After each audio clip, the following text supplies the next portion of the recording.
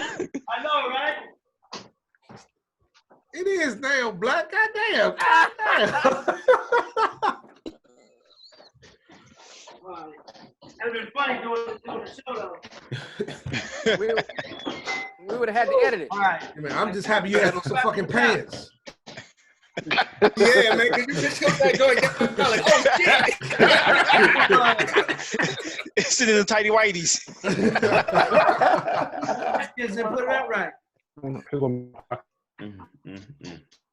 What's up, Glenn? What's up? How's everybody? All right, So, I gotta go get some light. It's not dark. It's kind of dark down here. Hey, Glenn. Get a damn lamp or something. Hey, I'm about Glenn, to. About to get right. Hey, Glenn, I'll take a McFlurry and some fries, too.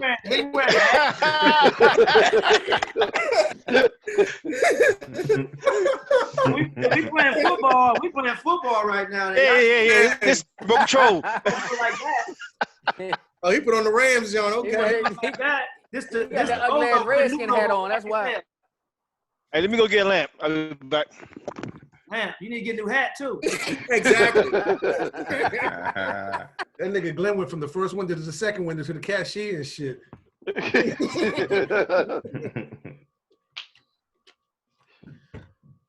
All right, where Craig go? Hey, So we good. I mean, do you need me to start it again? yeah, I'm about to send it over to you now. All right, cool. Send it on over. Hold on real quick. I'm taking fares for a flight to Miami. I'm taking fares. It looks like you're on the airplane now. That's what guy said. Oh, This nigga Dave, late and late. hey. It's called consistency, right? You send it to me, Ant? I'm trying to, Beijing. All right. All right, you good. Black is the host. Blackbeard. Yeah, that's Beijing. You know he got a sponsorship. He ain't tell you about that? Beijing. Yeah, he got sponsorship with Beijing. That nigga's name is Beijing Black. He was scared to tell us for about 5 years. Right. Everybody got gray on their chin except for him. Bullshit. That's because y'all some old fuckers. That's why. Hey, Craig, how you like the new nickname Chocolate City? You like that one? Not just shitty anymore, Chocolate City. That sounds like something from the Eagle. I'll take that if you take old fucker. I can live with that. It's either going to be Beijing Black or Chocolate City. I like Blaze. All right. As long as we got old fucker, we good. You know he control the names on this jump. I switch my shit back every time he do it. Every time he do it, I switch my name back. I'm about to switch my name. I want my last name on the jump. Yeah, I'm taking mine off too. Well, you can do your own, Glenn. I mean, you can change your own. Them niggas got warrants. They got warrants. Shit. Shit. Nah, wife got clearances, so if I had warrants, she'd be in trouble. No, she wouldn't. That's you. You got nothing to do with it. Right, exactly. Oh, not her. No, she. Hey, her clearance is based on mine. We talking about, dude? No, it does not. Nigga, everybody on only way it's based on you is if you was a foreign entity. If you was a foreign national or something. Otherwise, no. Yeah, let's leave that alone. Let's leave that alone. Yeah, and is the ice cream machine working at McDonald's, dude? Y'all get two on that joke. Yeah, one more. They go the same joke more than twice, man. Come on. Shit, they gonna ride that all show, Glenn. All right, I got the iPod. I got the AirPods. All right, here we go, y'all. Here we go. We are live on Facebook now. Hey, Glenn, you might want to take a couple of shots. I still can't understand you, man. Give me 1 second. I'm about to get the beer right now. Is anybody else having a Rhythm Nation flashback and shit? Nope. Trying to sync these up right now to the laptop. Man, we should have put that Mike Tyson on that joint, man. Man. Still can. Mike Tyson looking good. I had some Mike Tyson jokes after seeing that latest clip. I took my back, man. Yeah. Hey, you don't want to take a Good, chance man. and run in the slim. I used to talk shit, man. I could take Mike Tyson now. I whoop his ass. Shit. Dude. Shit. And it looked like it's still power behind that shit too. Oh, they'll definitely. That's what I'm talking about, the speed and the power. Yeah. Right. At 53. Yeah, I was like, I can see him going back in the ring if his head's straight. I can see that. me too. Because Foreman did it at what age? 40-something? Yeah. Yeah, you right. Yeah. You said if his head straight, right? Well, he been smoking enough of that good stuff, you know. I can see him playing running back for the Washington Redskins. I can see that too. I know yeah. that, but it ain't working. All right, so we ready, fellas? We about to go. Here we go. Glenn look like in the witness protection program. I'm gonna go for the nation. Fuck it.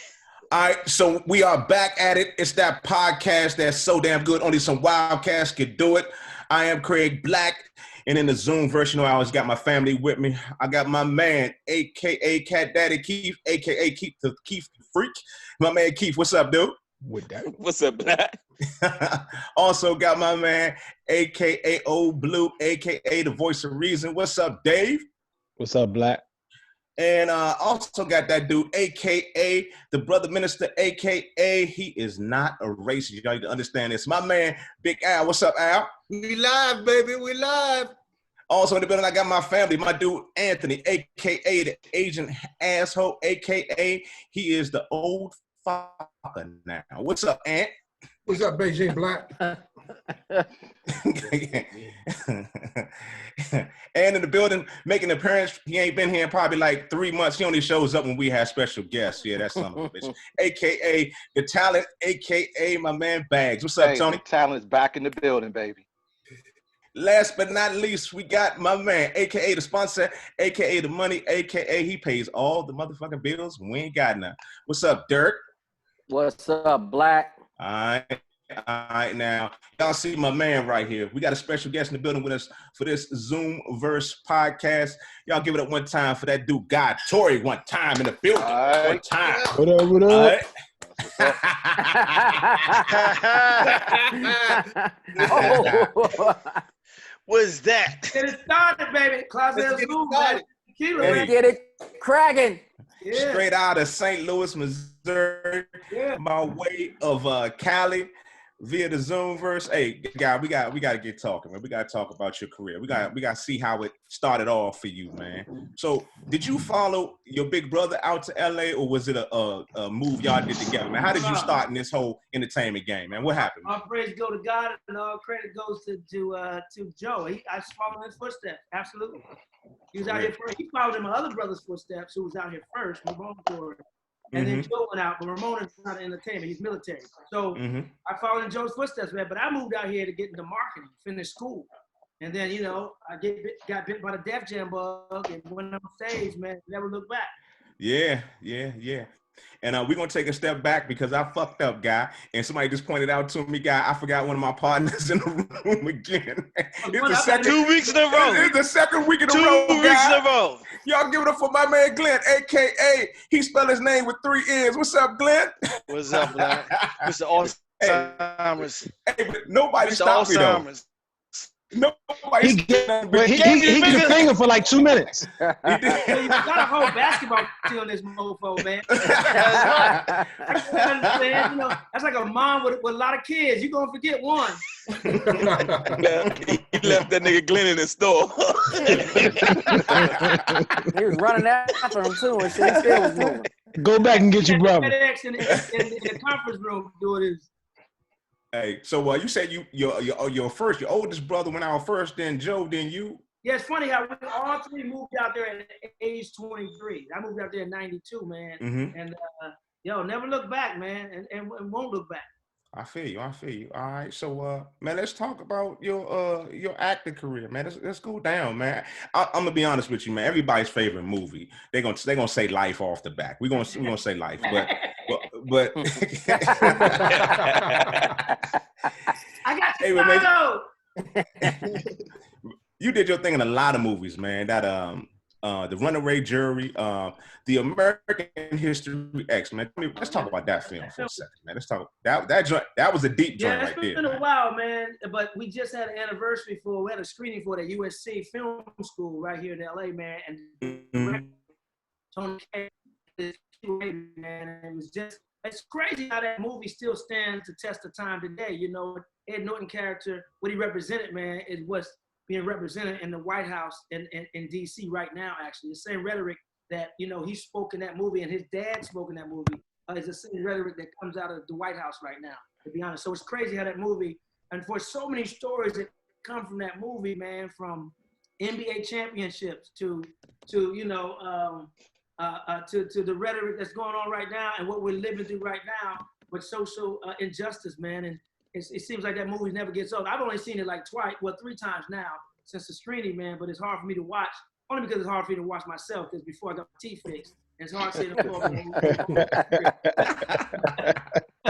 But no, man, that movie was very important and to the time, and also, man, it was a movie that really kind of, it was the epiphany for me for my career. It really showed Hollywood how I can be a dramatic actor as well. So that was a very important movie. Okay, all right. American History X. We were just talking about that. Let's go to a silly ass movie, man. Funny, I want to say something. I've been watching The Last Dance with the Michael Jordan story, right? And there's a story when John Sally tells when in film sessions, Phil Jackson was using this film as film study. Well, I went to a barbershop one day and Brian Shaw was in there, former Laker. And this is during the Lakers when he was with the Lakers. And he said, man, I just saw your movie, American History X. He said, dog, I wouldn't watch the whole movie, but I saw it in film study. So what the hell you mean you saw it in film study? He said, man, Phil Jackson showed the movie in film study and edited. He said, because if you remember the movie, Ed Norton plays a racist skinhead, you know, bald head, swashing his chest, right? Rick Edelman at the time was the coach. Rick Edelman was the coach, had the little shit mustache. Well, so what Phil Jackson did, he would show the Sacramento Kings at that time was in our ass. I mean, they were calling the and Chris Webber and Bibby and all those guys and Jason Williams, the white chocolate. He had a shaved head, so he would show Jason Williams coming down the court. You know, then he'd show a clip of Ed Norton with the swastika on his chest. You know, then he'd flip back to the game and show Edelman on the sideline with that little mustache. Then show a picture of Hitler because he had that little Hitler mustache. So Brian Shaw said when they went into the games after that, all they saw when they played the Sacramento Kings were those images, and they wanted to go out and to destroy the Sacramento Kings, and that's how we was able to like be victorious over them later that year because they was owning us in the first part of that season. And it's that Zen Master stuff. That so when John Sally spoke of doing, I think it was a movie Friday. What movie was it? Friday or one of those movies? It's Friday. And he said he had Debo. He was doing Debo the film study, saying, well, I think he said one team they were playing. He said that's Debo, and y'all are, you know, blah blah blah. So that's the mind games that Phil Jackson plays. And every time I think of American History X, man, I think of those scenes. And then there's a scene in there where me and Ed Norton talks about the Lakers. I'm a Laker fan. He's a Celtic fan. So we went at it back to back. It's like, look, forget the script, roll the cameras. We're gonna do this scene from the heart. And that scene, and those are the scenes that made the movie. Man, that's why they call him the Zen Master, because that was some damn good shit right there, man. The motivation. Got championships out of it. Man. Hey, let me ask you a question. This is on the same serious road tip. How was it working with Gene Hackman and Dustin Hoffman in Runaway Jury? The movie called Runaway Jury, man. We shot that in New Orleans. It was incredible, man. Just to be, and also John Cusack. You know, right. Jerry was in that movie. My boy Bill Nunn, rest in peace, was in that movie. Luis Guzman was in that movie. But working with Gene Hackman and Dustin Hoffman is crazy because that's the first time they ever worked together. And they were roommates when they first moved to LA. Oh, okay. They were roommates. When they way back in their acting careers, they were roommates, and this is the first movie they worked together in. But watching those guys on the set, and that's been my acting classes. I never really took acting classes. So my acting class I've been blessed enough to be with legends and be able to sit back and study what they do. And Dustin Hoffman was just, you know, I was already a big fan, and he would walk on the set, man, and make the extras, you know, feel like they were principal actors by bringing donuts and he'd bring a big boombox in and just be partying the whole time, man. And Gene Hackman, all the ladies want to, can I cuss? Yeah, he cussed. hell He said what the hell you want to say. Ladies, Fuck no, you can't cuss. Fuck wrong with you gonna think you gonna get on our show and cuss? What is wrong with you? everybody wanted to fuck Gene Hackman. All the women wanted to fuck Gene Hackman? More than what you think. And like he was that dude, he had just had a presence about him, and all the ladies like, oh my God, that old man making me bored. but watching those two actors, you know, to perfection, man, was just like a acting class in itself, man. It was a great time doing that movie. Damn, Gene Hackman? Yo, I'm telling you, because he was, you know, he was a Lex Luthor and Batman. And Yeah. But in person, though, he was that dude. Wow, I would have never thought that. That's crazy. He not your type, Craig. Oh.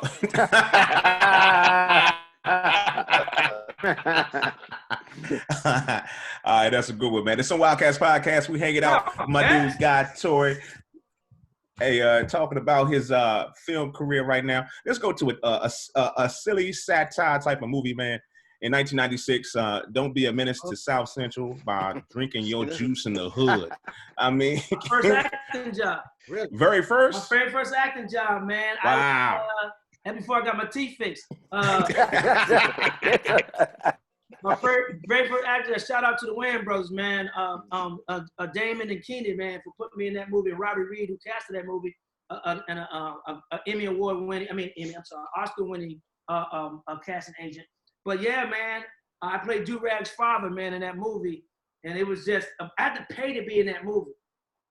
What? Oh, say that again. Say that again. Damn.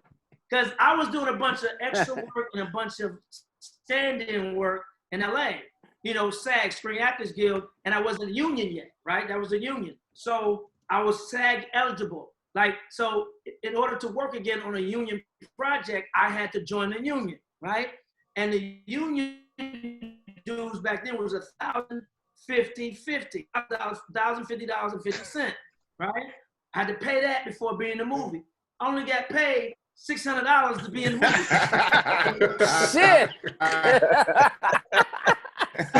Hey, Tony. I worked 2 days. That was great, you know. So I had a couple of lines. So I had to join the union first in order to do the part. So I was out for $100. It's a net loss. For a brother who had money at the day, he loaned me the money at the time. Some brothers are full. What's up, old Blue? You got a question? Get that boy back though. Hey, guy, I've always wondered when it comes to movies, you hear about actors talking about, like you just talked about working with people like Gene Hackman, and you hear actors talk about the set environment. I've always wondered on movies like the one we were just discussing, like what's the vibe on just a kind of satire, funny? Is it just jokes nonstop, or is it like actually professional? You know, it depends on the set. Now, the funniest set I've been on. Life. That was gonna be my question. Eddie Murphy, Martin Lawrence, Bernie Mac, Anthony Anderson, Miguel Nunez, all jokesters, man. And the thing about it was, man, and at the time we shot Life, I was on tour with Bernie Mac. I was the first host of the Kings of Comedy tour. It was me, Cedric, and Bernie and Cedric. And DL hadn't joined the tour until I left, voluntarily left, which was a dumbass move in my book. We're going to come to that. We're going to get to that one. Keep going. So that set, man, usually on a set, normally on a set, like say a big movie, you have big stars like Eddie Murphy, Martin Lawrence, man. I mean, usually when they do a scene, when the scene is over and they're changing scenes or relighting the set or whatever, the actors go and hang out in their trailers. Not Life, because Bernie Mac was home court. And Bernie Mac was telling these stories, man, and Bernie Mac is a storyteller, man. And he would have us die. Eddie wouldn't go nowhere. Martin wouldn't go nowhere. We wouldn't go nowhere. Because Bernie would be there just killing people with laughter. Everybody just buckled over laughing, man. And Eddie Murphy said back then, he said, man, this is the funniest set I've ever been on. The most fun I ever had on any set. Because everybody was just like, it was our family, man. And it was like for a young comic, in the game at that time, we shot that in 98. 98. So for a young comic, man, to just be in to be amongst those greats, man, was like incredible, because you had these great comedian minds and dramatic actors too, with Shabaka Henley and Oba Babatunde and Brent Jennings, man. I mean, it was a cast that really just like came together. But I'll tell you who made the movie work was Eddie Murphy, not because of his acting. The first day on the set, he did something you don't see with actors, especially that prominent with a talented cast as life was. He told the director that day, let them go. Right. Let them freestyle. Right. And to have that freedom as a comedian, for someone to trust you, someone as big as the king of comedy, Eddie Murphy, to say that is like, whoa. And especially in that time, life was a period piece. So he had to trust us, because when you're ad-libbing, you know, that period was not 1940s. So when you ad-lib, you can't ad-lib shit from the 2000s. Right. From the 90s at that time. You know, you had to study that era and see what the hand claps was, what the lingo was back then, instead of just reeling off shit that ain't been invented, ain't been said yet. Right. So the fact that he trusted us with that and director, you know, allowing us to rest in peace, gold. Not to, and shout out to Michael Telefaro, rest in peace, who played Gold Mouth Bear. Man, so it was just incredible, man, that Eddie Murphy allowed us that freedom. Because I've done movies where the star was jealous or insecure of the talent around them and tried to hold them down. That happens on this show. Yeah, I know the feeling, man. I know the feeling. How did you deal with that? Wow. Hey, guys, Wow. my favorite scene in that movie is when he's like, "I'm not baby's pappy." Don't do that shit no more, Al. You just killed that shit for me, man. Don't do that no more ever in life. That scene was funny. That scene was supposed to be serious, but every time Bernie Mac would step out there and do it a different way, man, it cracked up. That scene was supposed to be a serious scene. And the scene where we're at the table eating, and they were like, "What you in for?" Now that scene took about 30 takes because Eddie Murphy was doing ad-libbing, and he had 40 different takes. Every and everyone was funnier than the previous one, man. And every day, one time, that's why you see the movie is jump cut, because they took different takes from Eddie and put it together. Right. And at one time they said, "What you in for?" He was like, "Mass rape." I'm not making that situation, but he said, "We were out of the country, this raping bitch." and Eddie and Bernie Mac had only a couple of lines in that scene. But when they put the camera on him for his close-up, he would just ad-lib. That's what they said. I mean, a lot of those lines weren't in the script. The whole Half-Sister line that I did was not in the script. So that freedom, because the script was good, it wasn't great. Eddie Murphy, Mark Lawrence, Bernie Mac made that script great. Oh, I'm gonna steal a line from my man Craig Black. We're gonna change gears, but I want to ask you a question on, like, what type of advice would you give to a young actor to have like longevity and and keep their money straight? Well, what would you do for, like, on the serious side of that? Well, first of all, study the craft before you get into it. If you're gonna move to LA or New York, or Atlanta, where's the big movie town now, make sure you got your morals and your scruples, because a lot of people will sell their whole or their soul, and that's what you don't need to do. Is waste your time. Have your whatever foundation you have, whoever you pray to. I pray to Jesus. I don't know what anybody else pray to. I know where I pray to. That's my foundation. So if it's gonna take me long to get to where I'm gonna be, not to where I want to be, but where I'm gonna be, then I'm just gonna have to wait my time. Because I gotta be able to wake up in the morning and look at myself in the mirror. And too many, especially women, unfortunately, move out to LA or move to these cities, man. And a lot of guys are selling them bullshit, and they dangling that dick carrot in front of them. And a lot of guys get that dick carrot dangling in front of them. And that's your thing. That's your thing. I ain't here to judge. I ain't here to hate on anybody. But you gotta study the craft. You gotta have thick skin, because you're gonna hear it. You're gonna hear it. You ain't good looking enough. You ain't tall enough. You ain't black enough. You're too black. You ain't pretty enough. You ain't lead man. You ain't lead woman. You ain't this. You're gonna hear all that shit. They're gonna knock you. And you gotta keep on coming.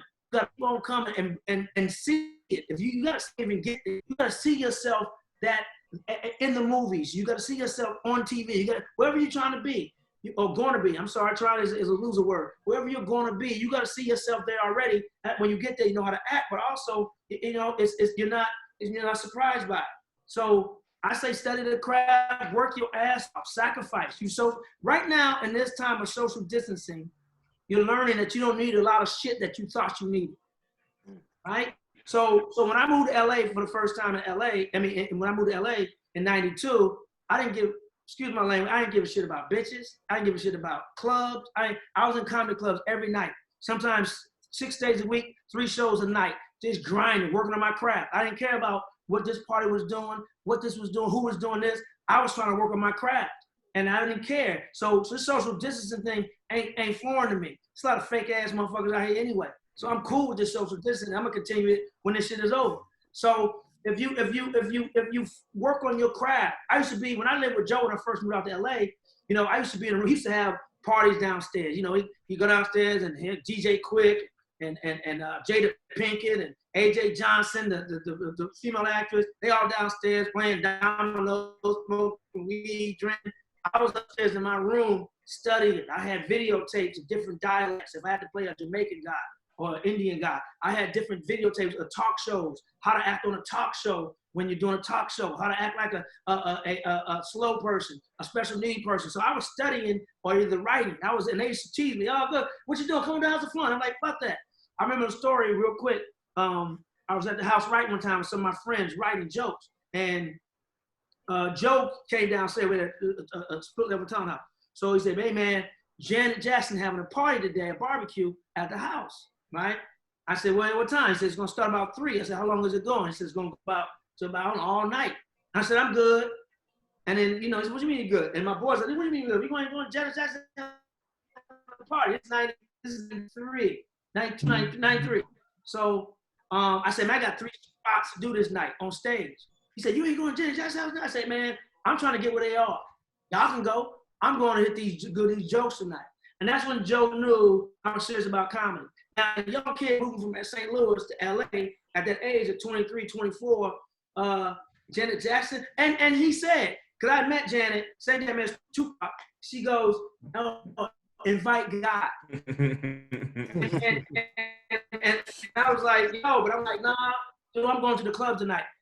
But that's a work ethic that you have to have. That's the focus you have to have in whatever you do. If you're trying to be a doctor, trying to be a lawyer, trying to be an actor, trying to be a singer, trying to be radio personality, whatever you're trying to be, you got to have that focus and build your foundation and go for whatever you got to go for. All right, it's a Wild Catz podcast. You could have got that spot. Hey, Black, hold up. Hold on one second back. Hold on one second. It's on Wild Catz podcast. We're hanging out with my man, God Torry. We're talking about his acting career. And my man, Tony Bagley, wants to have a question. My man, Bass. So based on that story, you telling us that you could have been Jermaine Dupri before Jermaine Dupri? Man. Yo, I'm telling you, I didn't, like Chris Rock said, I had a shot. So, let me ask you a quick question. Do you consider yourself an actor or a comedian or a hybrid? Like, comedian first. Comedian first. Entertainer second. All right, because the comedy is the girl that brought me to the dance. The comedy is the hub. Everything else comes from the hub. The spokes come from the hub. So comedy is my bitch. Right now, it's a lazy bitch because I ain't working right now. Comedy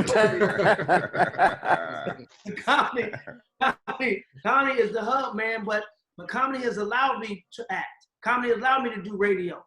Comedy allowed me to do my cooking show, Comedy Kitchen. Comedy has allowed me to do so many things. Comedy allowed me to buy me and Joe buy our parents a house. Comedy allowed me to, so I'm gonna stay loyal to the girl that brought me to the dance. I got you. All right. Some Wild Catz podcast, hanging out with God Torry via the Zoom verse. My man Keith got a question. Go ahead, Keith. Hey, God, now I seen you doing this new cooking thing. What turned you into to the new cooking show you got on your IG? I see you on a lot. COVID-19. you wasn't messing with none of that before then, huh? No, not really. Let me tell you, in 2013, I always like to cook. I'm independent, man. So our parents raised us to be independent, man. And I always like to cook, dabble in, but I didn't have time for it because I'm on the road 40, 45 weeks a year. I'm only home 150 days a year. 50 of those days are half days. The other 50 are like days with meetings or going to hanging out in the clubs doing jokes. Other 50 were free days. So it's really not a lot of time to cook, but I did like cooking. So I was going to shoot in 2013. I came up with this idea for a cookbook called Comedy Kitchen, and it was like my comedian friends and their favorite recipes and a funny story to go with it. But I had some couple of meetings with some publishers, Simon & Schuster, and a couple of smaller agencies, and then it fell by the wayside. So right before the whole shutdown happened, the quarantine happened, I had 2 weeks off, right? And I rarely get 2 weeks off in a row. I said, you know what? I'm gonna pitch this as a TV show, man, right? So I went to my storage unit and got out all my lights because I was doing podcasts and stuff like that. Bought a bunch of camera equipment and lights and stuff like that. So I just said, I'm gonna go ahead and shoot a presentation for the cooking show. And then, I got caught up watching DJ D Nice, who lives like a block from me, right down the street, watching his live. I was like, you know what? I'm doing my cooking show. I'm just gonna do it as I shoot the sizzle. I'm gonna go live with it. And my social media game could be better. So I'm gonna build my social media game up. I love to cook, and I'm just gonna, have some fun. What else I got to do? And that's what happened, man. So that's how it came about, man. Now I'm getting calls from like cities like Cleveland on their morning show to cook. I did that. I got calls from DC to do a morning show. I got another Zoom tomorrow that my publicist just called me right before he went on about another interview tomorrow. So it's been good, man. It's been great.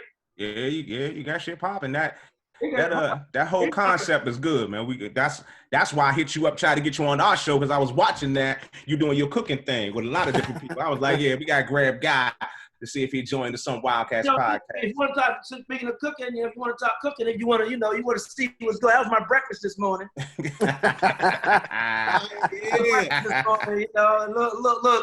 A little avocado toast with some ginger, tangerine, and carrot juice right there with my coffee. That's my kitchen right there. So yeah, I do a little something, man. Avocado toast. Wow. You like all the way. First time I ever made guacamole. Man. This is the other day. I did fried rice. I had Rodney Perry on. That's my orange chicken. I did orange chicken. Yeah. And fried rice. That's where we are right now. It's kind of crazy watching it right there. But yeah, man, Rodney Perry on. It's been great, man. But let me ask you this, Guy. You talk about comedy is the hub of everything you do, and it seems like the comedians everything is real nice in the comedy game. Come on, man, give us something, man. Give us something. Give us some. I know you had some issues with. You got to put no name out there. I'm not trying to blast nobody. Yes, nah, man, forget that. Forget that, man. Tell us who stole your jokes, Slim. Yeah, that's what Tell us who stole your jokes. We want to know. This is Some Wild Catz. Tell us who steal your jokes, man. Let's not talk about G thing. Look, Not my man from St. Louis. Not that dude. No, don't do that. Shots fired. No, it is, man. It is beef in comedy, man. I mean, there was two people on the Kings of Comedy tour who was really beefing a lot, man. And Steve Harvey and who? I got. But yeah, man. Because you gotta realize, comedians. First of all, you gotta be kind of a narcissist to be a comedian, and you have to balance it with humility. But you gotta be somewhat of a narcissist. You gotta be somewhat selfish. And we also, a lot of us are dark on the inside too, but you got to balance it with light. So a lot of us think that we're the best. It's all about us. We're control freaks. So, And you just described Bagley. That's it. I fully accept that, Slim. I accept all that. So, man, there's definitely going to be, that's Keys of Comedy right there back in the day. Yeah. Oh, let's go right into that, man. Why did you leave the King of Comedies tour any damn way? Well, here's the thing.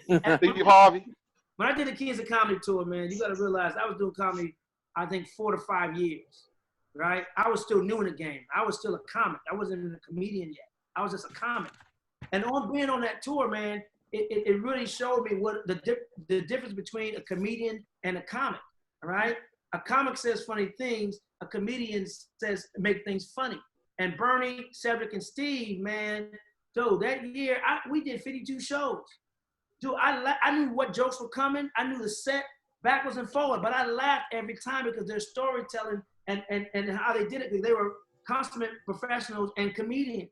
And I laughed every time. And when I saw the movie, I laughed my ass off knowing what was coming. So I left the tour for 2 reasons. One, I wanted to get back into the clubs and build an act and become a comedian. Because I hadn't really done the club circuit like I do it now. Like just, 6 shows in a weekend, grinding, headlining. You know, that grind, that's the gym. That's where you work out. I hadn't done that. Number two, I booked a TV show, and back then I was making, I think, $3 grand a week doing the comedy, the Kings of Comedy tour, and this TV show was paying me 30 grand a week. So, you know, plus,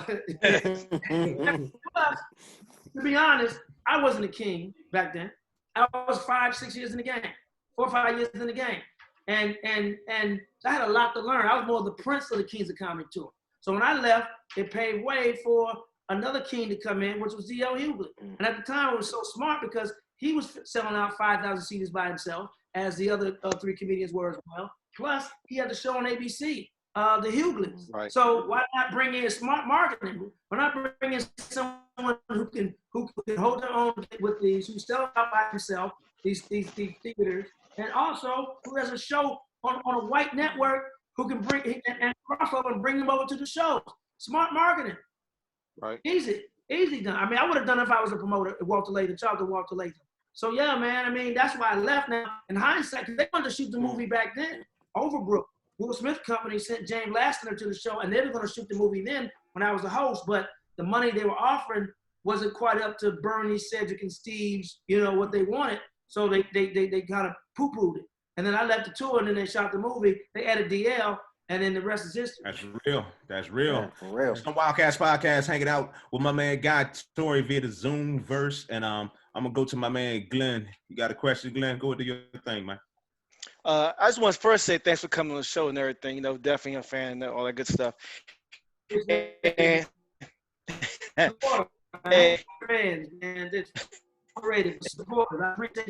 most definitely. So you talked before how you and your brother came to California. You said you was in school. So kind of like, what was your first time going on stage? Did he just like dare you, or you was like, you know what, I got this. Can we get on tonight? How did that happen? First time on stage, man, really was in college, right? I was in college, the campus clown at Southeast Missouri State University. And I was always a class clown. I was in high school, I was a campus I was a school bus clown. I was clowning around in school.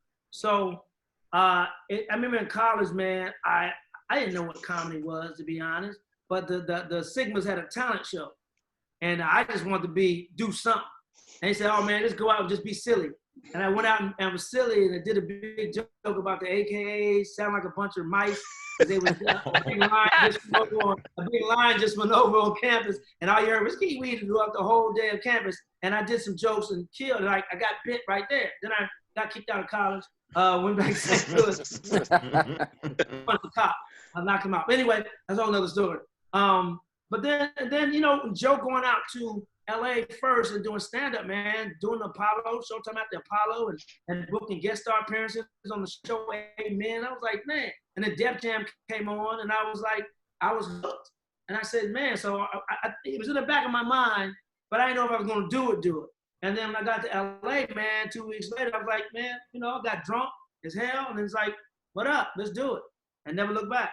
Hey, when you talk about college, you went to Southeast Missouri State, right? Was you in Said in college the same time you was in? No, Said had left. We were there at the same time, but Said did go to Southeast Missouri State before I did. That's St. Louis connection. Let's talk about St. Louis real quick, man. Wow. I sent you a clip. I don't know if you had a chance to see it, but let's just talk about Nelly one time, man. Let's change gears real quick. Talk about Nelly. Let's do this real quick. So recently, he was on another show, and they were talking about Air Force Ones, how when they made that song, Stomping Them Air Force Ones, how he changed the whole landscape of the price of that shoe. It went from $59.99 to almost $120 back in 2005 after that song dropped.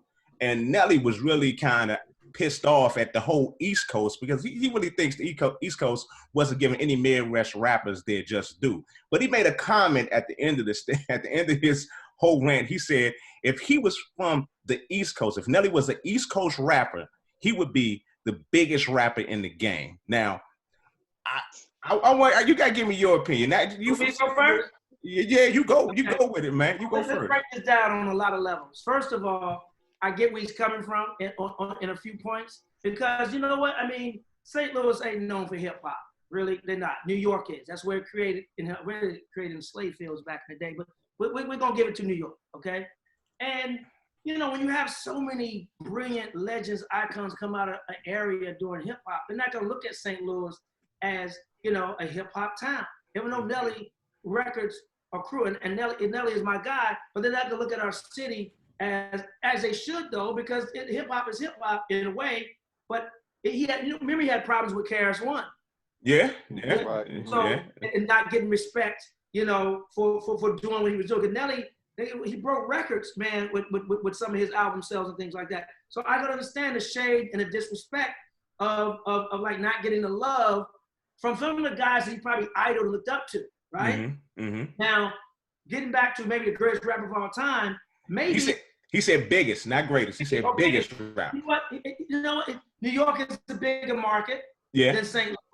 You know, so he may have got pushed more, but also he may have been. He would have maybe, even though he's a good lyricist, you know, but he could have been even better if he'd have grew up in New York, because the competition that New York had, there wasn't a lot of competition for rappers in St. Louis. You had Pretty Willie who dope, you had Chingy who's dope, but that's what too. And you got some local rappers who good too. But when he was coming up, when you went to New York, when you talk about these greats, and you got like, as a comedian, I've always said, man, I would love to go to New York for like 6 months to a year and work the comedy clubs, because it's gonna make me a better comic. Leslie Jones, who's on Saturday Night Live, lived in LA, and she was funny as hell. She moved to New York before Saturday Night Live started and got even funnier. New York is just a place where it makes you grind, and iron sharpens iron. So he in that regard, maybe, who knows? We don't know.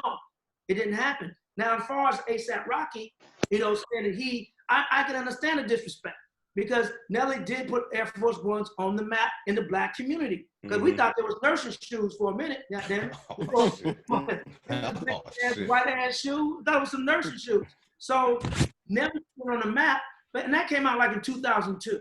Okay, ASAP Rocky was born in 1988. Okay, he started rapping at 9. So who knows if he even heard the song? And sometimes, as you can hear something and it's in your psyche, you forget where it comes from, and then later you're like, you know, I'm gonna put Air Force Ones on. He probably forgot about the song. No disrespect to Nelly, because like sometimes I don't like looking at other comedians, because sometimes I write a joke and I'm like, wait a minute, is this something I came up with or something I heard? I'll call somebody. I'll call somebody, a comedian that's been around, like Bob Sumner, who booked everybody on been on Def Jam. I say, hey man, you ever heard this premise before, this joke before I put it out there, because it may have been something I heard and not something I came up with. So I used to test it out first. So with A$AP Rocky, you know, he probably didn't realize what he was doing and what he was saying. For this new generation, yeah, he said the concept came to him in 2011, but it probably was planted, that seed was planted way back in 2002 when he was growing up and not knowing it was planted, and then came to a psych and smoked a lot of weed. I forgot. and it ain't like he's the only ASAP. This is ASAP Ferg. Yeah. So name ASAP ain't really new to rap. And they're both born the same year in the same month, October '88. So you know, it could have just been like maybe he forgot, and now pride and ego is like, nah, I'm taking this. Forget that. Hey. So I understand where Nelly's coming from. You know, as far as saying, you know, wait a minute, what is he talking about? And having kind of like a bad taste in my mouth about, you know, East Coast rappers. But, you know, hip hop was started in the East Coast, man.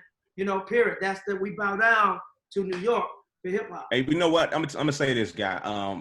Growing up on the East Coast, being from the DMV, them New York niggas were some straight up haters. Let's just say it out like it is. They were some motherfucking haters up in New York, man. Being in DC, Maryland, Virginia, them New York motherfuckers was hating like shit. But nevertheless, it's still debatable biggest rapper of all time. I just wanted your point of view on that. Let me tell you something. That would never be settled, man. I mean, because it's like comedy. Who's the funniest? I mean, you got different eras, different styles. I mean, because you're gonna break it down into so many things. Like, okay, who's the biggest rapper who crossover? Who's the biggest rapper who's a battle rapper? Who's the biggest rapper freestyle? Who's the biggest rapper Biggie Pop? It's like, you know, lyricists. Who's a better lyricist, or who have a better party record? It's like, it's so many categories, man. You can't really narrow it down like that. Same thing with comedy. Who's a better storyteller? Who's funnier? Is live, off, you know, freestyler. It's just too many, man. And it go back to your personal preference too.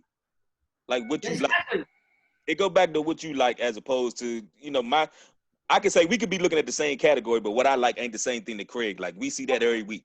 Yeah, every week, every day, every week, every 5 minutes. Hey, Keith, that's every day, Keith. Right now. The best rapper, the top 5 ever, Grand Puba. Yes. Oh my God. Shit. With that again. Grand Puba got bars, man. Oh, He got bars, but he ain't no top 5. I'm sorry. Maybe your top 5, but he could be in his top 5. Oh my God. Yeah, that's what he put it in his top 5, and we laughed at him. But that hey, psyche must have been planned a long time ago because I don't know how the hell. It's some Wild Catz podcast. We hanging out with my man Guy Torry via the Zoom verse. I'm gonna swing it to you real quick, Keith. You got a question? Oh yeah, nah, this just to piggyback on that whole Air Force Ones thing with Nelly. Like, you know, the way that you broke it down with ASAP and the way that you said ASAP should have approached it, I think Nelly should have approached it the same way. Now you say he brought up the album in 2002. We were wearing Air Force Ones here in the DMV as a team shoe in high school in '88. Yeah. So, you know, it didn't just come out in, the song came out. Air Force One song came out in 2002. Right. But by the time that song came out, the Air Force Ones were old to us when we were in 10th, 11th grade. You gotta realize we're in St. Louis. We get everything late. Hey man, but we love St. Louis. Hey guy, man, for real, Nelly messed up my budget, man. I used to love them Air Force Ones. $64, you get any color you want. Now all of a sudden you made that song. Shit. I got a story, man. I know. I want to give some other guys a chance to talk. I don't want to take up all the time, man. No, it's on you. It's on you. Man, you the special guest, man. Somebody go wake Tony up. Cause somebody went first before we go on. Somebody go wake Tony up. Hey guys, Peter froze. If you watch it in the Zoom verse, Tony Bags is asleep right now. I don't know how the hell that happened. Not sleep. Go ahead, guy. Go ahead, guy. Tell us the story. Man, it's funny story about Nelly, man. In 2000 Super Bowl, Atlanta, Rams, Titans. That weekend, my brother and I and Cedric the Entertainer, Floyd Mayweather, Derek Bell, Scarface, we all played a celebrity basketball game at Morehouse College, part of the NFL experience, right? Mm-hmm. So the Lunatics came in, St. Lunatics came in with an album and was like, yo, man, see if the DJ put this on at halftime. The DJ was like, man, I got a CD player, I don't have my turntable. They went back out to the van, got a CD, put it on. At halftime, it was Country Grammar. Like me, Cedric, Joe would have been in stand with all the St. Louis fans, and we was all doing this. I brought that song back to LA, played my comedy night. A lot of people, some people were feeling it, some people were like, oh man, St. Louis rapping, whatever. And then that summer of 2000 is when Nelly broke.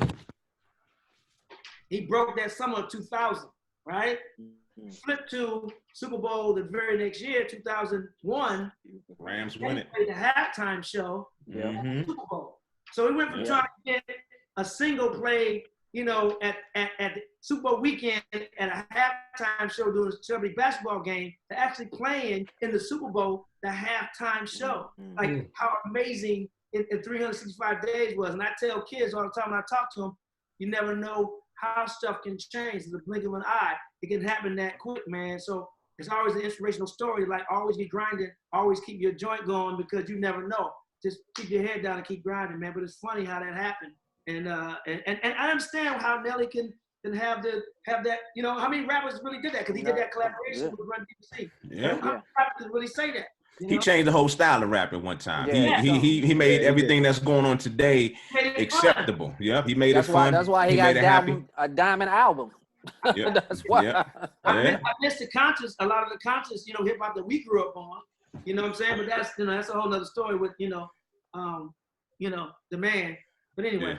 Hey, all right. It's Some Wild Catz podcast hanging out with my man Guy Torry via the Zoom verse. Man, let's talk some politics, man. You know, it's coming up. We talk about politics anyway with hip hop. That's what ruined conscious rap. But go ahead. Yeah, let's talk about your Democratic candidate and who he's going up against, the little orange dude, man. room. Can Joe Biden keep fucking up, man? I remember back God, tell me, man. like, dude, if you say I'm sorry one more motherfucking time, but he does keep fucking up. But I look at it like this, guy. I ain't gonna vote for Trump. Don't get it twisted. Yeah, but when we go on social media and we always pointing out Joe Biden's flaws, which he has a lot of them, I feel it kind of divides the whole party, man. I'm scared of that shit because people like I'm gonna throw Sean King name out there. Sean King will throw something out there and bash Biden, and I'm like, well, god damn, dude, we trying to get this asshole Trump out of office, man. Shut up, leave that for later. Leave it for later. Don't. You're gonna be out because it's COVID-19. That's a whole nother conversation. But man, it's like, and this is probably gonna get me in a lot of trouble. I'll say that shit. Don't say it. The problem is, part of the problem of the world, and not all of them, but old white men. Old white men, not all of them, a lot of old white men perpetuate racism, sexism, xenophobia, greed, and that's the problem. It's like they don't want to let go. They think they're losing grip on shit when we're better strength in numbers. And the problem is, it's like, yo, Obama, I mean, I know we keep yelling Obama, but Obama wasn't the greatest president. He did some things he could have done better, but he was the best of our generation. I don't think he was, I mean, I ain't gonna lie, he hands down is my favorite president of all time. But Biden, man, it's like he keeps messing up, and it's like I think his running mate is gonna be very important who he chooses, because I don't know if he's gonna make it the whole 8. You know what I'm saying? He may make 4, but that 5 and 6 years, he may. Hey man, Joe, but I'm gonna vote for him, and you know he can put Flavor Flav as his running mate. Cause I ain't voting for 45, man. I ain't voting for him. So I hope he choose. You know, I'd like to see Stacey Abrams. You know, his running mate. Kamala, whatever her name is this week. Kamala. Or, you know, I'm honest, if he doesn't go the woman route, which he's committed to, hey, the way Cuomo, the governor of New York, is handling this COVID thing. Yo, man.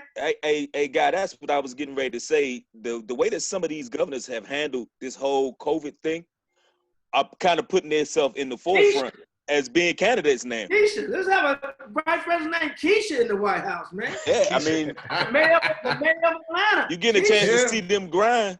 You're getting a chance to see them grind at the state level, showing you what they could do to run the country. And right now, the country's divided. And before they were presidents, the governors were presidents. John Hanson was one of really the first black presidents back then. He was one of the Moors. And they weren't presidents back then. They were governors. They were governors of the state, which is like presidents of that state, basically. So you're right. Well, yeah, I don't know, man. I just think, you know, people going in on Biden is gonna hurt us, man. We got to get, and somebody that goes in on Biden is right here with us. His name is Big Al. He's the brother minister. Hey, go ahead, sir. Go right ahead. It's not going in on Biden. Like at this point in the game, it's like we already made our decision. Everybody already made a decision. It's no split in it. We know we're gonna go. Is somebody gonna go with the idiot, or somebody gonna go with the guy with the Alzheimer's? It's just no. But I think the point that Black is trying to make is that a non-vote for Biden is a vote for Trump. So where you kind of bashing Biden, we already know he got his deficiencies and stuff. Right. But again, it's what we got right now to get this dude up out of here. Man, it can't be nobody worse than 45, dog. Period. Right, period. Yeah, but I don't think we've ever seen a perfect politician. Not since I've been voting at all. Not a perfect person, so not be a perfect politician. We all have flaws. Hell is full of politicians and lawyers. Yeah. I mean, at the end of the day, I mean, like I said before at the beginning, everybody's mind is already made up. You're going to do what you're going to do. It's not, nobody's split, nothing. It's just but Al, what they're saying is it's some people that might, if they feel like they're dividing the vote, some people might not vote at all. It's not about what you're saying is that you've already made up your mind. But what Craig is saying is that it might be people that say, you know what, I don't like Trump, I don't like Biden, I'm not voting at all. I mean, the last election was a prime example. I mean, it was people that just didn't want to vote for Hillary because she was a woman, and they didn't vote. Now we've been in this. And most of the time, that's us African Americans. We the ones that won't vote because we said we don't like either candidate, so we won't vote. Yeah, and we stuck in what we stuck in now. This country is more sexist than it is racist. I agree with that. Okay. This country is more sexist. I agree with that. Than it is racist. I'm gonna tell you the fact. Look at the facts of America. Black men had the right to vote before white women. Mm-hmm. We came from being slaves and being 3/5 human with tails that they say we had, and we could vote, and white women still couldn't fucking vote. That's a sexist ass country. A black man became president for a white woman. Hillary is more qualified than 2 Obamas and 1,900 Trumps. But America is not ready for a female president. Hillary was fucked up. She had her fucked up ways, but she would have been a far better president than this clown we got in office right now. What do you think is going to happen if he chooses a female vice president? Because the way Biden is, there's a possibility that this dude may not make it through for medical reasons or whatever. Right. Well, we'll end up with the first female president. I'm cool with that. Because of something. I'm cool with that. I'm talking about, do you think the country is ready for that? Then they're gonna have a choice if that's his running. I think the way he handled this COVID-19 and blaming Trump, blaming Obama for everything, I think they're starting to see. And here's the thing about not voting, and this is what bothers me. And I talk to people all the time. Hold on, Al, you listening? Al, you listening? Go ahead, go ahead, guy. This is about not voting. And Obama said this perfectly when he spoke at Howard. It's like, you didn't give him the tools to do what he needed to do. You wanted Obama to be the savior, but you didn't vote in your local elections, your neighborhood elections. You didn't vote in your city, in your local elections, in your state elections. And you only voted for president. But you got to realize, you got to give him the tools so he can have the Senate, he can have the House, and he can do what he need to do. They vetoed everything he tried to do because we only voted for the presidency. We didn't vote for senators or representatives or things like that. And you didn't give him the tools. You sent him to war with a gun with no bullets. Right. You had to make shit happen. And here's the thing. And I ask women all the time, especially black women who are single moms who got kids. I say, you vote? I don't vote. Why? My vote ain't gonna count. Okay, you don't vote anytime? No. Okay, do you have a park in your neighborhood? No. Well, if you voted for your council person in your neighborhood, then maybe you can go to a town meeting and get a park in your neighborhood for your kid to get out the house and get out your face. Do you have a park in the neighborhood? Yeah. What's going on with it? Drug dealers there. Okay. Then if you vote for your local alderman or alderwoman or councilman or councilwoman to get more police to clean that park up, then your kids can go to the park. See, it starts locally. It starts locally with those elections, and then you vote for city councilmen or councilwomen and aldermen, and they support the mayor, and then the mayors vote for the governors, and then the governors and the representatives. You have to vote in every election.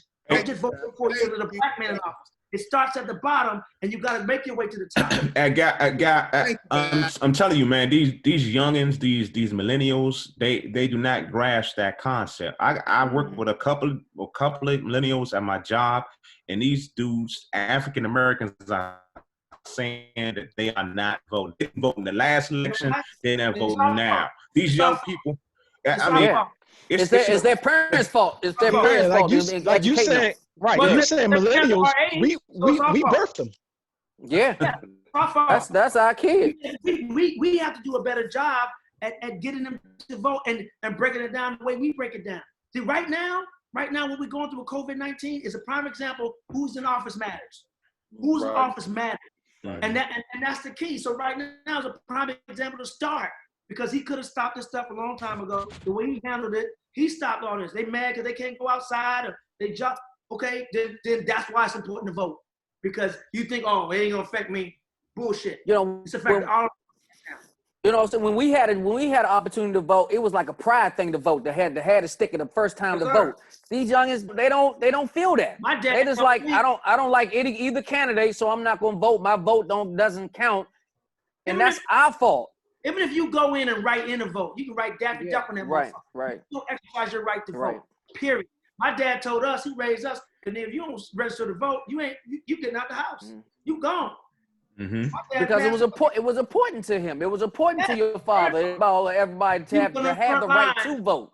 Right. Number one, he was on the front line of civil rights movement, and number two, he served in Vietnam. He fought for the right to vote in this country. Grew up in Mississippi, went and fought in Vietnam, came back, got called nigger, kicked on the ass, and spat on. Defended the country. Went over there defending the country. He could have died for, you know, and he got caught, came back and got called nigger and kicked in the ass. And still was like, yo, man, I put a lot on the line. Y'all gonna go register to vote. So you turn 18, you get out this motherfucking house, you won't go vote. Otherwise, you ain't living here. But see, we need more parents like that. We need more parents to tell their kids, to make sure their kids how important voting is. And I hope we're pissing off some millennials right now. I hope we're pissing you off because I'm saying this on purpose to get you mad, to go ahead and take your ass out there and vote. Okay? All right. Shout out to the millennials for allowing us to have this thing right now, because they created a lot of shit that we do on social media.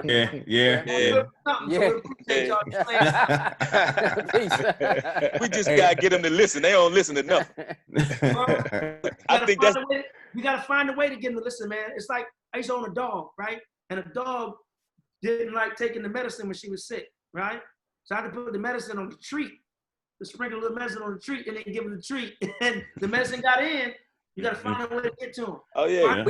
We gotta think like them. That's how Obama was so popular against the millennials. He went out there and used the social media. We gotta use the tools that they are on. So we have to do those broadcasts out there on social media. They will look at it versus we sitting there talking to them one-on-one. They won't listen.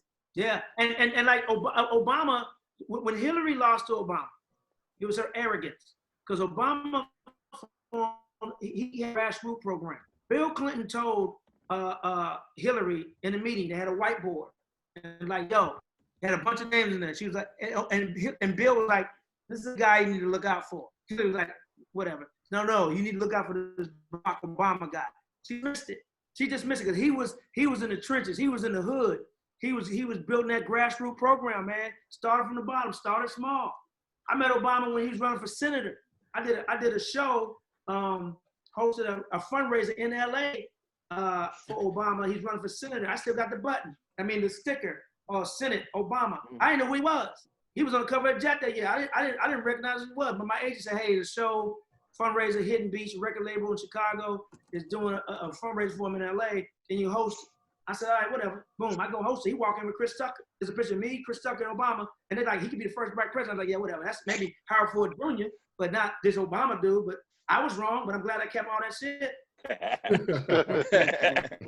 It's Some Wild Catz podcast. We hanging out with Guy Torry via the Zoomverse, man. And we're talking a little bit of politics right now. I'm gonna throw this out there. I'm gonna throw it out at Puffy Diddy right now. He actually made a statement. He was doing an interview with Naomi Campbell.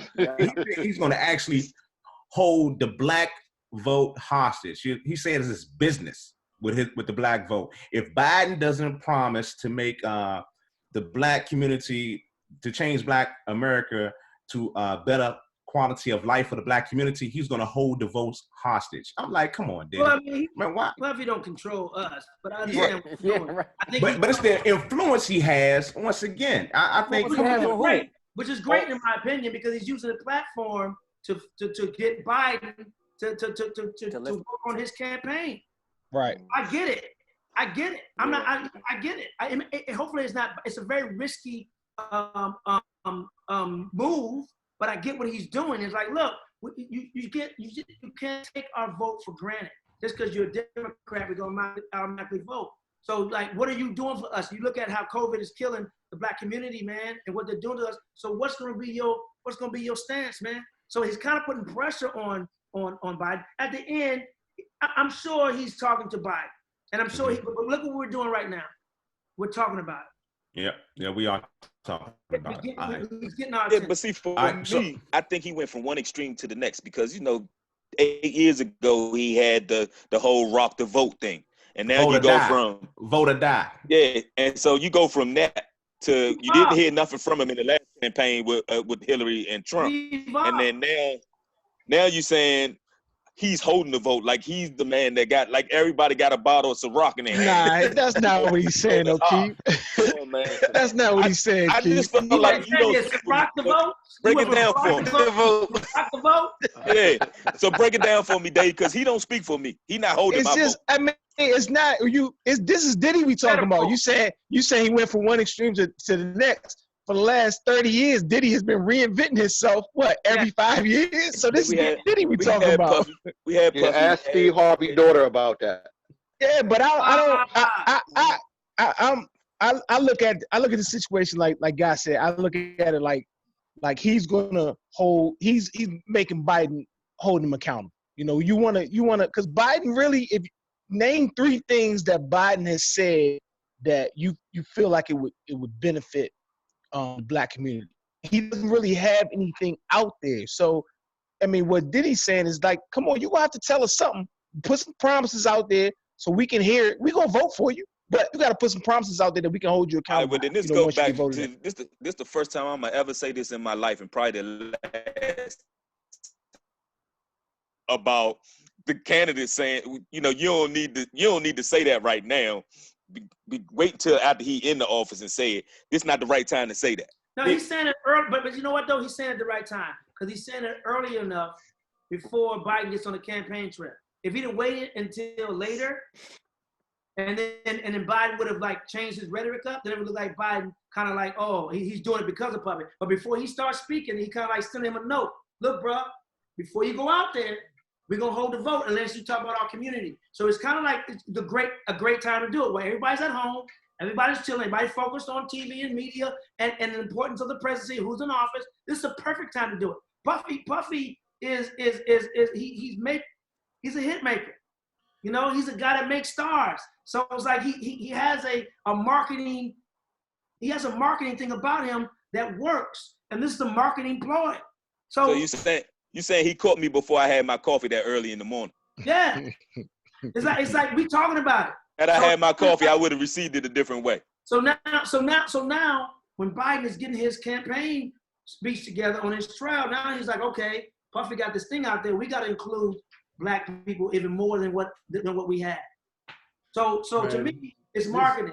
But this is using Puffy. This Puffy looking out for Puffy. You know he about to have an album or some new artist coming out in about 2 months and stuff. So as soon as we can get back in the club, Puffy gonna have somebody coming out and shit. So. But at least it's putting in the back of his mind though. Like when Biden was down Atlanta, he brought Jeezy out there. You know what I'm saying? So he's using those figures because he know he needs the African American vote. That's no question in his mind. He has to say what the hell he's doing, man.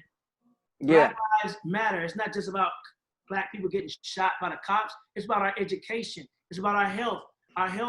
It's about so many things bigger than, you know, I won't say bigger, but just as important as us losing lives on our Black men and women. It's more than that. It's about the we think of little jobs. Black lives really matter. And that's my whole point with the whole Black Lives Matter thing. You know, white people want to say, oh, well, what are you saying? All lives matter. We're not saying all lives don't matter. What we're saying was, at this point, like if you break your arm, right? And you go to the doctor's gonna focus on your arm. You got 300, 600 some other bones in your body. We're not saying the rest of the bones don't matter, but the time your arm broken, so your doctor gonna focus on your arm. So what we were saying that Black Lives Matter is, we're broken right now. Even in this COVID-19 around the world, we still broken because we're dying the most out of everybody. So we ain't saying y'all lives don't fucking matter. We're saying that our lives matter right now because we're the ones who broke it. And fix us, because we're part of the body too. You need your arm to do shit. All right. So we're all one body. All right. So that's that. So he's trying to tell Biden right now, dude, Black Lives Matter. And in your campaign trail, you better include us. Or he don't have the power to do that. He has some platform. You know, we as grown ass men ain't gonna listen. But he's trying to send a message to Biden, like, look, motherfucker, we matter. Include us. But you know what, don't matter. I agree with that analogy, man. Yeah. It's Some Wild Catz podcast. I'm gonna have to switch gears. You got a question real quick, and I was gonna switch gears real quick. No, I was just gonna make a statement and stuff, man. That as the president of the United States and stuff, man, it's like you have to encompass and essentially look out for so many different cultures, so many different people. You're not gonna make everybody happy. And as much as I love Obama, there were some people who just felt like he just didn't do enough for the Black people. And I'm just like, he's a black president, but he wasn't solely and exclusively president for black people. He's a president for everybody. And to your point, you got multiple bones in the body and you can only focus on what's happening at that particular time and stuff, man. So it gets a little tough as a president and stuff. And for what it's worth, I don't mess with Trump. But the one thing I will say is the people that rock with him, that's who he's looking out for. And unfortunately, you watch a lot of sports on Showtime. You'll understand that. And to piggyback off of that, if Obama did nothing for black people ever, the one thing he did for black people that's more important than anything you think he did or didn't do is that for the young kids who grew up seeing a black president, he gave them hope that one day I could be in an office. None of us had that hope growing up at that age. Now they can take political science classes and maybe they can run for, local offices because we never thought in our right mind that it would ever be a black president. But he gave young black kids hope that, one day I could be there. Michelle Obama gave young black women hope, and Obama gave young black women hope too, that I could be in the White House one day as a first lady or as president. So if he didn't do anything for us, the most important thing he did was plant a seed in young black minds that may have been probably trying to dribble a basketball or catch a ball or throw a ball. Like, you know what? I can do politics. I may be president one day. I never thought I'd be president of fucking homeowners association. Let alone.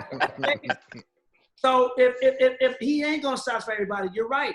But the one thing he did right is that he planted that seed to our younger generation that's coming up that saw a black president in office. All right. But that's It's a Wild Catz podcast. To what he said. It's a Wild Catz podcast. We about to switch gears. We're going to leave this politics alone for a second, man. We're going to jump on in the sports real quick. All right. We're going to talk The Last Dance. It comes on tonight while we're recording this show. It comes on tonight, I believe, 9 o'clock Eastern time. MJ doing this thing. 30 minutes. You know what? I got to put this out. It just hit. I don't know if y'all saw the news. In Atlanta, Georgia. Georgia's open right now.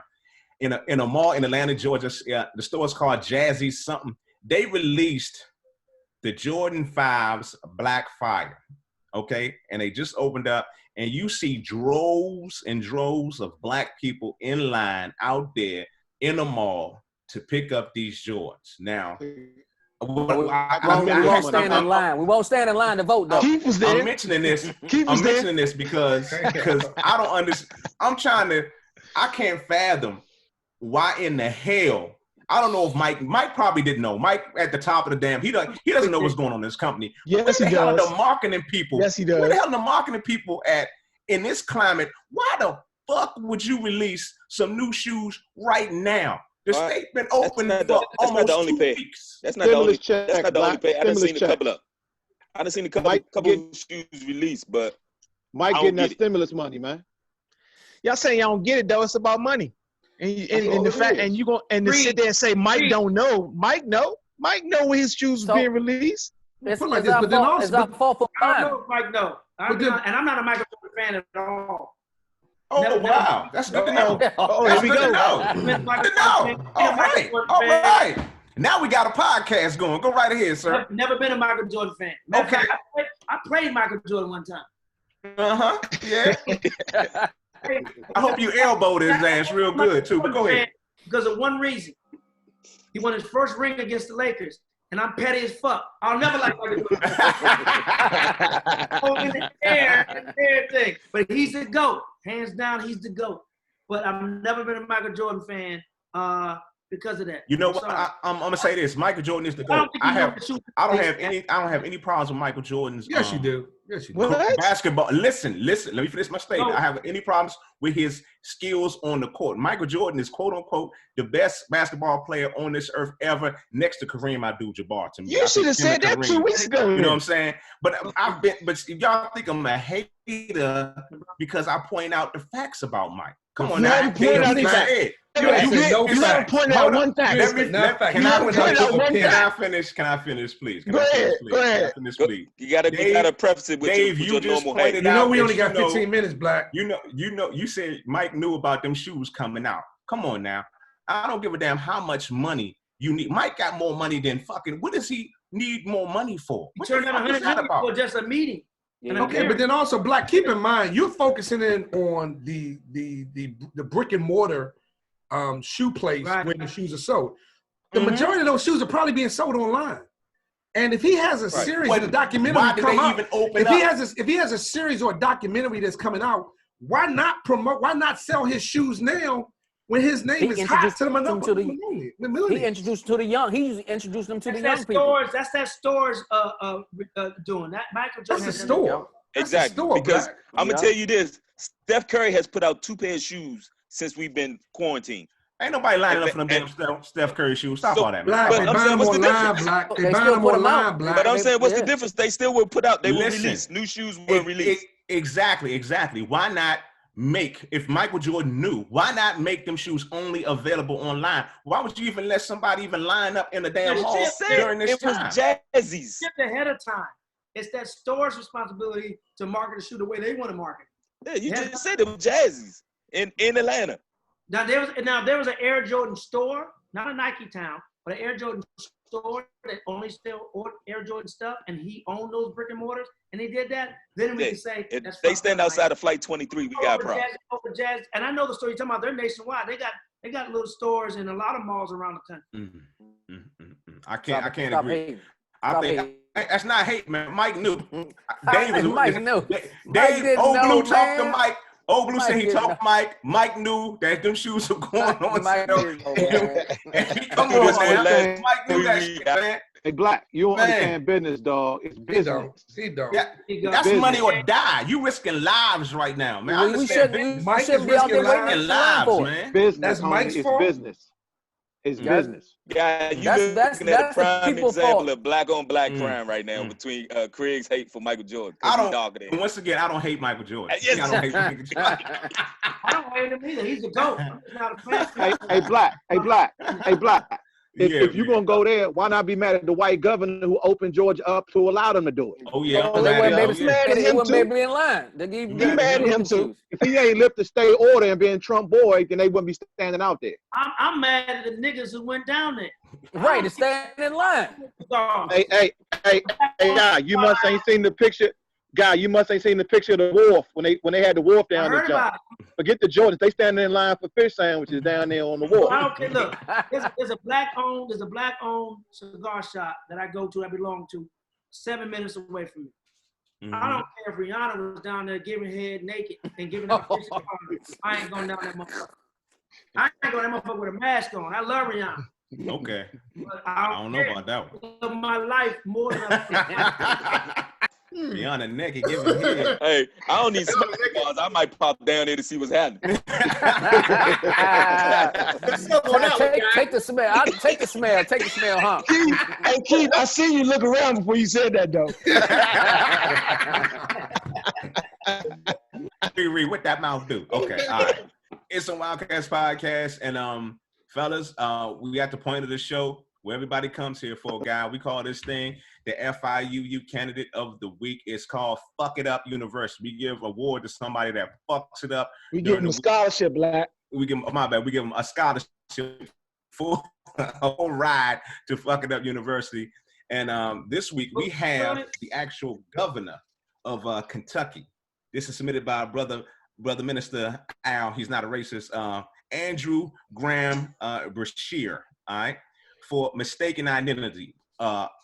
Allegedly, this guy in Kentucky that actually goes by the name of Tupac Shakur. That's his real name. And the governor called this person out on, I guess, on national TV or local TV and said that this person was committing unemployment fraud because he tried to use the name Tupac Shakur.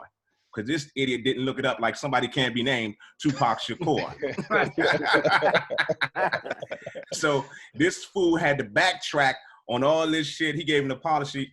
He says, I owe an apology. Last night, I spent a little time talking about the fraudulent claims holding us up with the unemployment. And he mentioned Tupac Shakur. He really didn't know that was his actual name. Come on now. Just do your damn research, man. First of all, shout out to the governor for even knowing the name Tupac. Like, oh, he's Tupac. Kentucky.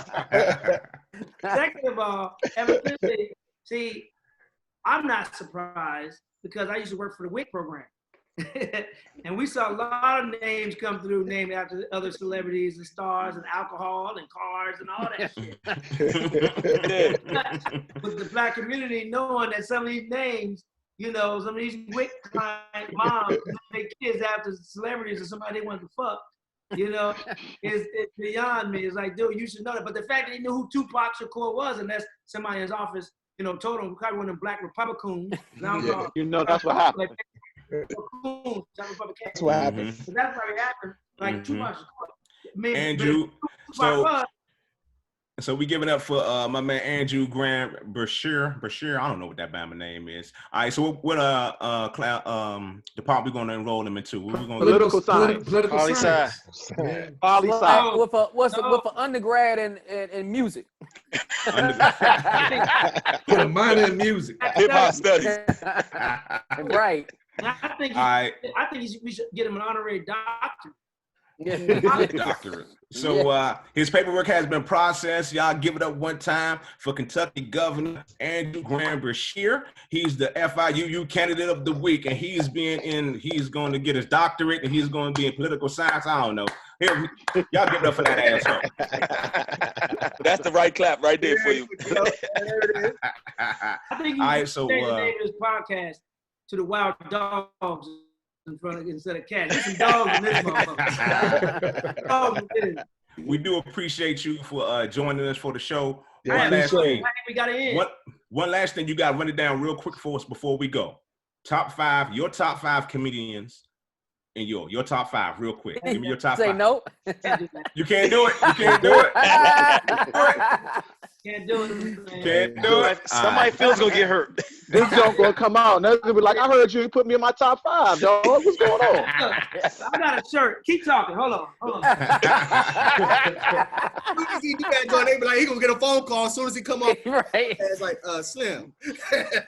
You ain't mention me as one of the top 5. Right. That's You know exactly what I'm what's saying? gonna happen. I Exactly what's gonna happen. You'll be got like, a shirt I sell. I couldn't do a top 5. Somebody did a shirt for me in all the interviews. And there's more that didn't make this shirt. I got a shirt that I sell that has, you know, a lot of my all-stars right there. Mm-hmm. Yeah, okay. All right, Got I About got 20 right there. Yeah. That's a lot of phone calls if you don't name them. That's That's fire on that shirt. Somebody else made it for me. But this shirt, man, has, you know, this somebody made it for my 50th birthday last year. Okay. I turned 50, so this is a shirt. And there's more. I should have been honorable mentions on the back as well. Dave Chappelle ain't on there? Dave on there.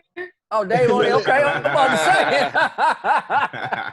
say. He like, don't do that. Okay. No. He in the corner. Oh, yeah, I see him right there. I got you. All right. All right, so one time, what y'all give it up one time for my dude, God Torry, y'all. Thanks for coming through, my dude. Appreciate it. Man, we appreciate you, brother. So you can check the There you go. podcast out. We on SoundCloud, we on iTunes, we on Facebook, IG, Spotify, iHeartMedia. We're all over social media and we're all over the net. All you gotta do is Google Some Wild Catz. Shout out one time to the Burton and Craig Shields Foundation, being you Community Cuts for Kids, 2020 in August, 20 years in St. Louis, and we got 4 years in the DMV, but you know what? It's not been canceled yet. COVID-19 has not ended Community Cuts for Kids yet. We're still going on. I need barbers. I need stylists. Go to the CraigShieldsFoundation.org. We appreciate y'all checking us out. You need a barber and for sure. one more time.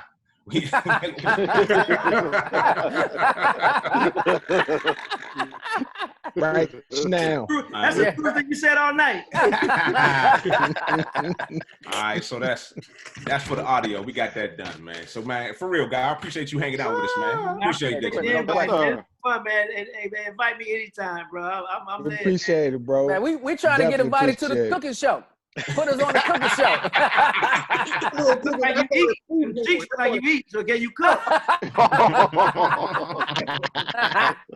Hey, guy, I call my food food porn. When I cook, you know, I get, shake the little pots and pans. Man, I don't want to hear porn come out your mouth, man. I don't want to hear you say you porn. Hey, look, I'm about to kill a Facebook Live. Black, you good with that?